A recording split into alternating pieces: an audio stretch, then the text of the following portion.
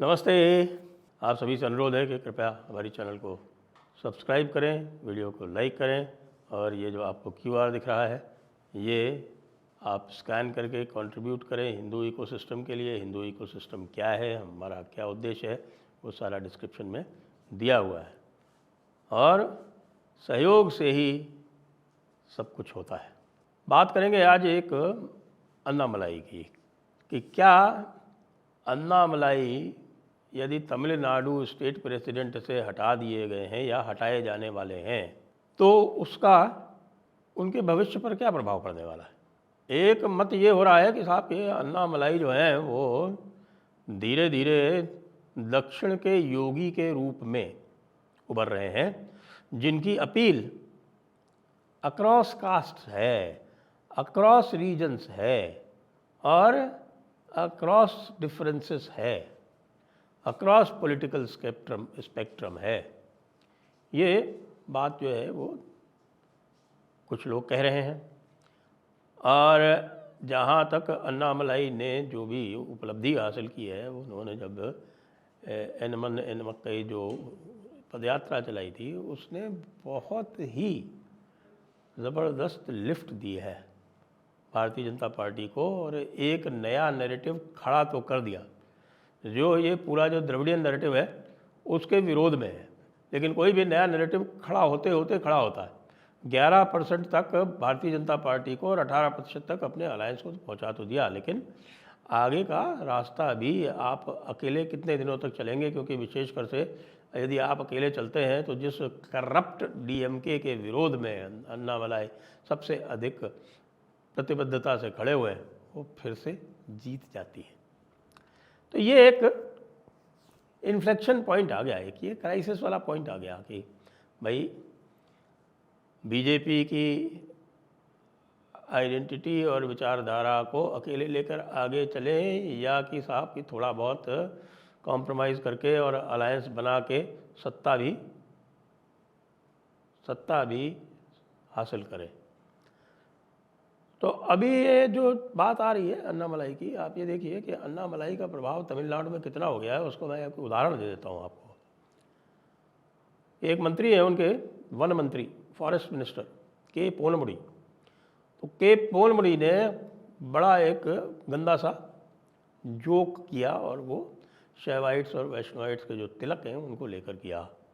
और वो जोक इस प्रकार से है कि साहब वो कोई व्यक्ति किसी वेश्या के पास जाता है तो वेश्या पूछती है कि भाई आप कौन सा पोज पसंद करेंगे। तो वो व्यक्ति पूछता है कि क्या मतलब।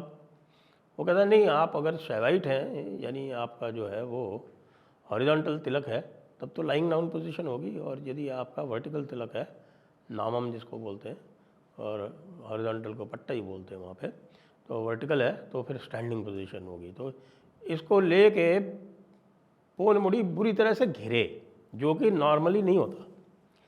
जो नॉर्मल जो डीएमके का जो वल्गर और जिसको कहते हैं कि एक नीचता भरा जो एक पूरा कॉन्डक्ट है, जिसका उदाहरण आपने जो उदयनिधि स्टालिन की बातों में भी देखा था, वो पेरियार जैसा जो हुआ करता था ना, तो पेरियार जो बिल्कुल विकृत मानसिकता का व्यक्ति, नेहरू तक ने उसको परवर्टेड कहा था। तो वो पेरियार टाइप का जो इनका हिसाब किताब है उसमें ये कोई बड़ी बात नहीं है, इसको तो लोग बिल्कुल आराम से पचा जाते हैं, लेकिन नहीं पचा पाए। तो यदि नहीं पचा पाए और पोनमुडी को पार्टी की डिप्टी जनरल सेक्रेटरीशिप से हटाना पड़ा, हालांकि ये टोकनिज्म ही है क्योंकि मंत्री पद से तो नहीं हटाया, पार्टी पोजीशन से हटा दिया। लेकिन पार्टी पोजीशन से हटा दिया ये भी दिखाता है कि अब डीएमके को ये लगने लगा कि हाँ साहब कि एक अल्टरनेटिव सिस्टम क्रिएट हो गया है। 5 साल पहले इस पर कोई आउटरेज भी नहीं होती, यहाँ तक कि कानी मोड़ी जो है वो भी खड़े होके इसके विरोध में बोली, जो कि डीएमके की ही है और स्टालिन की पुत्री ही है उनकी दूसरी शादी से। ये आपको दिखाता है कि जो काम किया है अन्नामलाई ने वो कहाँ तक और कितने गहरे तक जड़ें पकड़ गया है।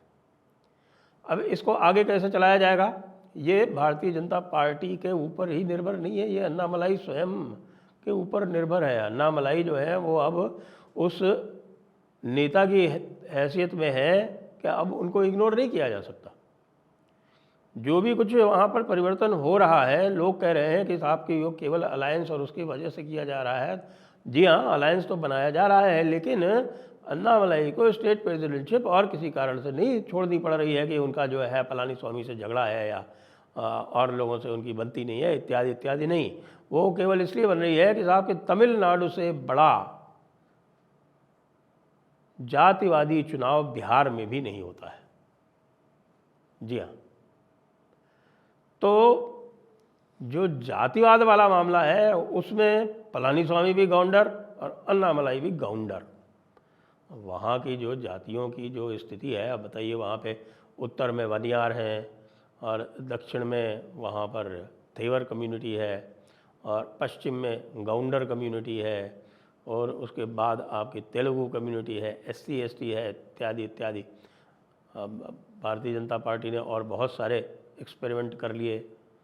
उन्होंने SC से मुरुगन को बना दिया अध्यक्ष, उन्होंने तमिलसाई सौंदरराजन को OBC से अध्यक्ष बनाया, अन्नामलाई को गौंडर से अध्यक्ष बनाया।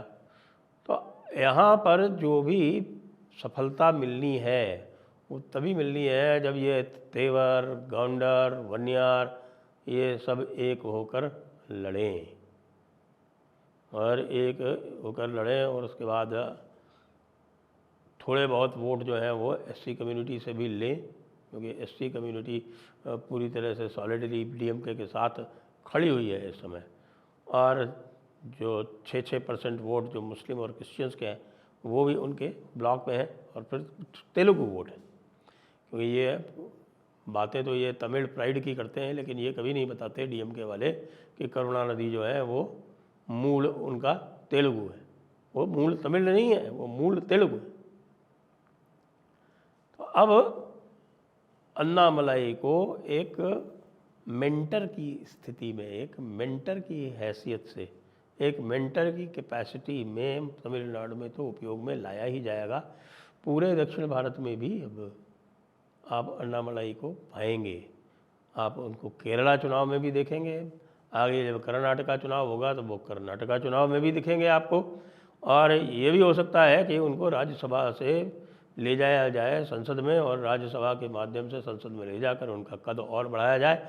और कद बढ़ाने के साथ साथ आपको पता है कि सांसद को कुछ सुविधाएं भी मिलती हैं, उसका उपयोग करते हुए उनको पूरे दक्षिण भारत में भ्रमण कराया जाए। जो उनकी जो एक मक्कई जो उनकी मक्कन जो उनकी जो यात्रा थी, उस यात्रा की सफलता से अत्यंत उत्साहित है भारतीय जनता पार्टी, और योजना बना रही है कि साहब कि इस तरह की यात्राएं कर्नाटक में भी की जाए। और कर्नाटक में यदि यात्रा होती है तो कर्नाटक में उनको एक ऐसा रोल दिया जाए जिससे कि इस समय जो झगड़े चल रहे हैं कर्नाटका भारतीय जनता पार्टी में, उन झगड़ों से भी ऊपर उठा जा सके।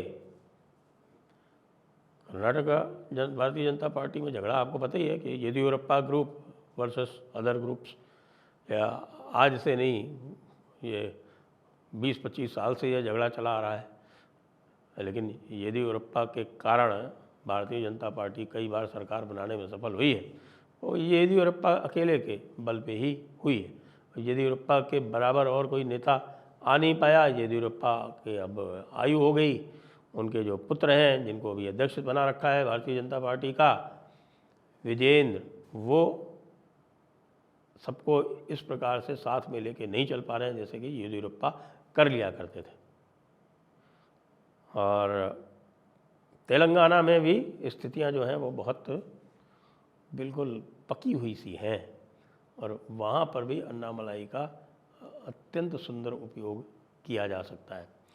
एक तो अन्नामलाई की जो छवि है, जो भ्रष्टाचार मुक्त छवि है, वो तमिलनाडु और तेलंगाना जैसे प्रदेशों में बहुमूल्य है, क्योंकि इन प्रदेशों में इस समय जो रूलिंग पार्टीज़ हैं, जो सत्ताधारी पार्टीज़ हैं, वो भ्रष्टाचार के भयंकर आरोपों से ग्रसित हैं।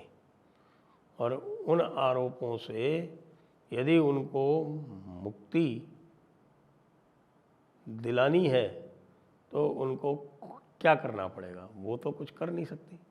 लेकिन जो इधर की जो भारतीय जनता पार्टी की जो सहयोगी पार्टियां हैं, उनके पास अन्नामलाई को प्रोजेक्ट करके उनका करप्शन एक्सपोज करके और अपने को डिफरेंट दिखाने के लिए बहुत ही अच्छा उपयोग हो सकता है, क्योंकि अन्नामलाई का ये यूएसपी है, सभी जानते हैं। और ये काफ़ी प्रयास किया डीएमके ने कि इसको किसी प्रकार से भेदा जा सके, पर वो भेद नहीं पाए। तो इसलिए जो लोग भी सोच रहे हैं कि साहब के अन्नामलाई युग का अंत हो गया, नहीं, आप ऐसा कतई ना सोचें। अन्नामलाई युग तो अब आरंभ होगा, जिसमें अन्नामलाई एक नई भूमिका में नए व्यक्तित्व के साथ आपको आगे बढ़ते हुए दिखेंगे। जय हिंद, जय भारत, वंदे मातरम।